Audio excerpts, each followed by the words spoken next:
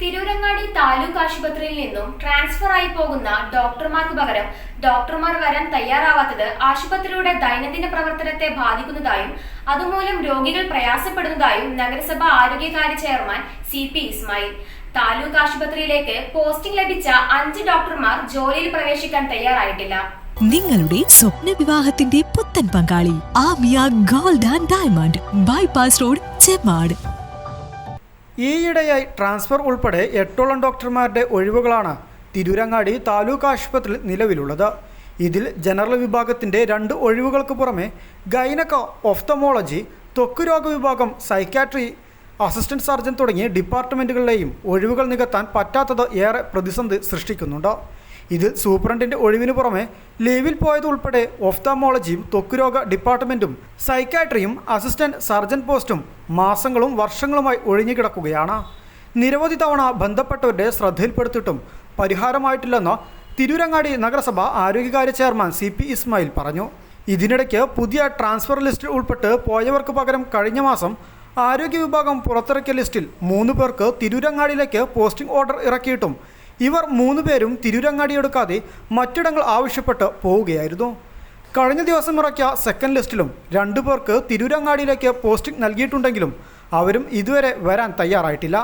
ഇങ്ങനെ 5 പേരാണ് പോസ്റ്റിംഗ് ലഭിച്ചിട്ടും താലൂക്ക് ആശുപത്രിയിൽ ജോലിയിൽ പ്രവേശിക്കാൻ തയ്യാറാകാതിരിക്കുന്നത്.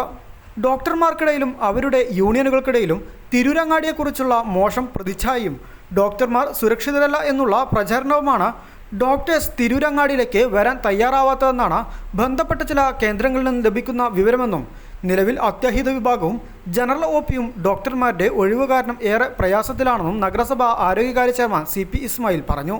ഇതുമൂലം പല സ്പെഷ്യലിസ്റ്റ് ഡോക്ടർമാർക്കും ജനറൽ OP എടുക്കേണ്ടി വരുന്നതിനാൽ അവരുടെ ഡിപ്പാർട്ട്മെൻറ്റ് പ്രവർത്തിപ്പിക്കുവാനോ അതിൽ OP എടുക്കാനോ സാധിക്കുന്നില്ല.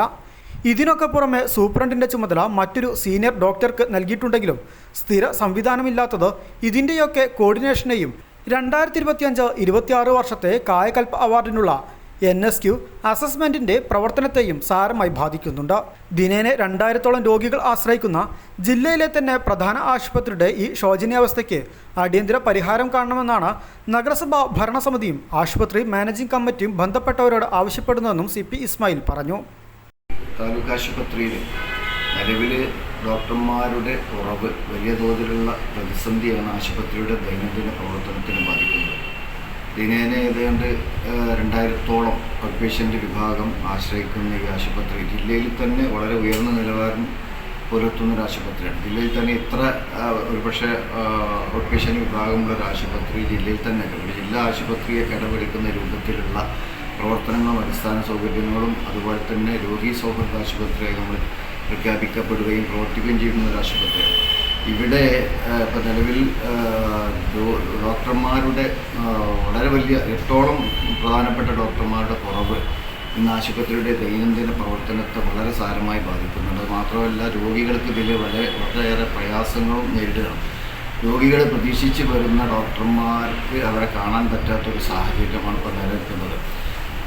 ഈ കഴിഞ്ഞ ട്രാൻസ്ഫർ ലിസ്റ്റിൽ ഉൾപ്പെട്ട നിർബന്ധിത ട്രാൻസ്ഫർ വാങ്ങിപ്പോയ 3-4ഓളം ഡോക്ടർമാർ നിലവിലുണ്ടായിരുന്ന പരാതിക്ക് വിധേയരായ ആക്ഷേപത്തിന് വിധേയരായ ഡോക്ടർമാർ ഉൾപ്പെടെയുള്ളവർ നിർബന്ധിത ട്രാൻസ്ഫർ വാങ്ങിപ്പോയ ആളുകളുണ്ടായിരുന്നു. അവർക്ക് പകരം NHM വഴി ആരോഗ്യവകുപ്പ് 3 ഡോക്ടർമാരെ ആദ്യ ട്രാൻസ്ഫർ ലിസ്റ്റ് പുറപ്പെടുവിച്ചെങ്കിലും അവർക്ക് പോസ്റ്റിംഗ് ഓർഡർ നൽകിയെങ്കിലും ഈ 3 പേരും ആശുപത്രിയിൽ ഡ്യൂട്ടി എടുക്കാൻ തയ്യാറായില്ല. പിന്നീട് രണ്ടാമത് വന്ന ലിസ്റ്റിൽ 2 പേർക്ക് വീണ്ടും ഡ്യൂട്ടി തിരങ്ങാടിക്ക് ഓർഡർ ഇട്ടെങ്കിൽ പോലും അവരും തിരങ്ങാടിയിലേക്ക് ഡ്യൂട്ടി എടുക്കാൻ തയ്യാറാവാത്തൊരവസ്ഥയാണ് ഇപ്പം നിലവിൽ നിലനിൽക്കുന്നത്.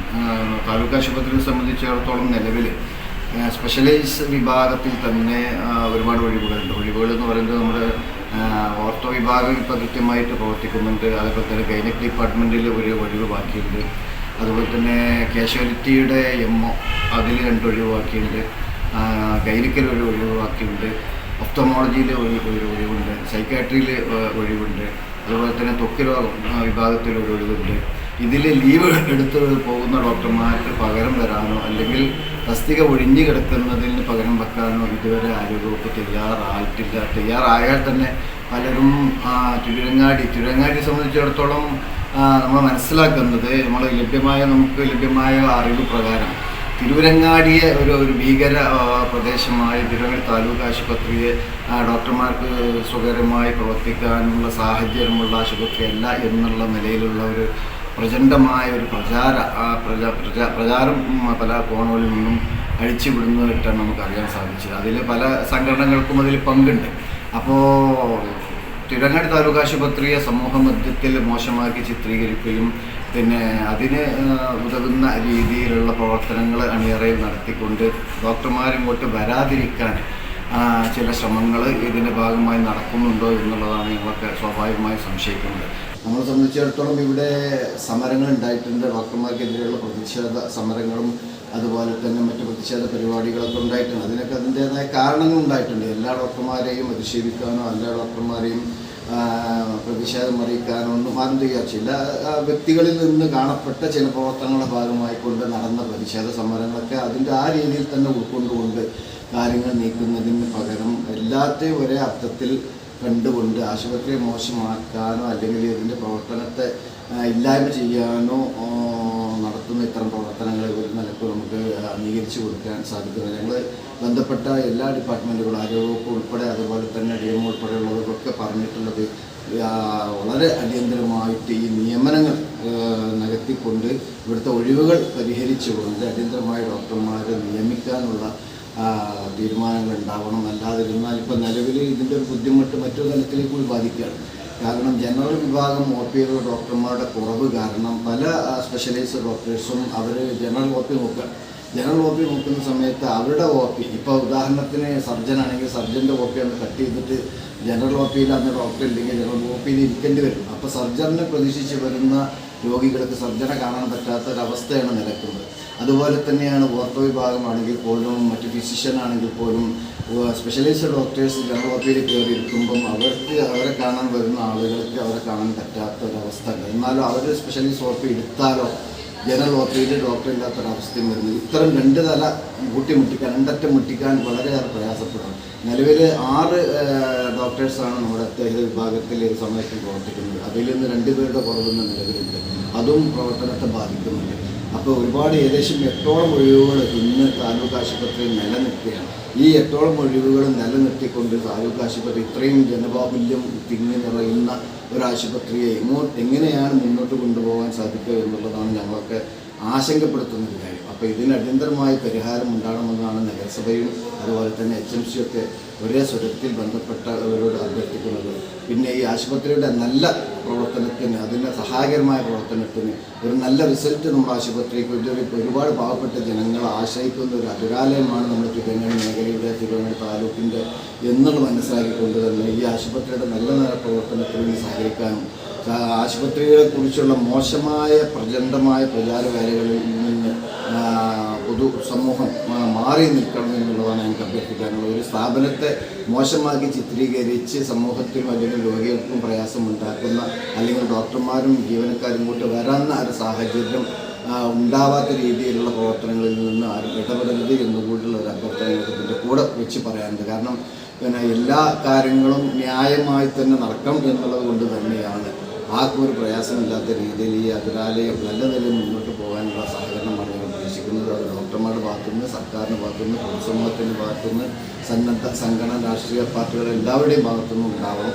എന്നുള്ളതാണ്. പ്രതിഷേധങ്ങളും സമരങ്ങളും അതുപോലെ തന്നെ പരാതികളൊക്കെ വളരെ ക്രിയാത്മകമായി തന്നെ അത് പരിഹരിക്കാനും അതിന് തീരുമാനങ്ങൾ ഉണ്ടാക്കാനും ഒരു ഉത്തരവാദിത്തപ്പെട്ട ബോഡികൾ ഇവിടെ പ്രവർത്തിക്കുന്നുണ്ട്. അവർ തീർച്ചയായും അതിൻ്റെ ഭാഗങ്ങൾ പരിശോധിച്ച് വേണ്ട തീരുമാനങ്ങൾ എടുക്കുമെന്നുള്ളത് തന്നെയാണ് അതുമായി ബന്ധപ്പെട്ട് എനിക്ക് പറയുന്നത്.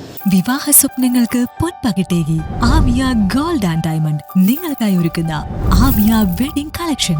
എല്ലാ സ്വർണ്ണാഭരണങ്ങളും വിലയുടെ 10% കൊടുത്ത് ബുക്ക് ചെയ്യാനുള്ള അവസരം. ലൈറ്റ് വെയ്റ്റ് ആഭരണങ്ങളുടെയും 18 കാരറ്റ് ആഭരണങ്ങളുടെയും അതിവിപുലമായ കളക്ഷൻ. മികച്ച നിലവാരമുള്ള ഡയമണ്ട് കളക്ഷൻ വെറും 3000 രൂപ മുതൽ. കൂടാതെ പണിക്കൂലി 2.9% മുതൽ നൽകിക്കൊണ്ട് ആമിയ ഗോൾഡ് നിങ്ങളെ സ്വാഗതം ചെയ്യുന്നു. നിങ്ങളുടെ സ്വപ്ന വിവാഹത്തിന്റെ പുത്തൻ പങ്കാളി Amiya gold and diamond, bypass road, Chemmad.